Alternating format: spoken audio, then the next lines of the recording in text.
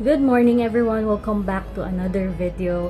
So this is a get ready with me video here in Hong Kong, and today we are going to Hong Kong Disneyland. We will be leaving by 8:30, so it's already 8 o'clock, so I still have 30 minutes to prepare. So I'm going to share with you guys kung ano yung gagamitin ko today. So the current weather here in Hong Kong is 17 degrees Celsius. So medyo malamig siya guys. Para sa akin since talagang sobrang takot ako sa lamig. Kasi napaka-OA ko talaga pagdating sa lamig. Ay, takot na takot talaga akong pasukan ng lamig dahil madali akong magkasakit. Anyway, so itong gagamitin ko for today's makeup. It's just going to be very simple. So this is my bare face.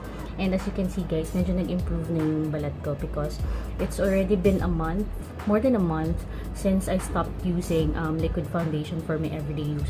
So hindi na ako masyado nag-makeup kasi naging sensitive yung skin ko this past few months. So ang gagamitin ko lang ngayon since malamig is I have to make sure that my skin is moisturized and concealer lang since itong aking parang panda eyes is nandyan na talaga yan ever since. So, yun lang yung kailangan kong takpan. Without further ado, let's get started guys!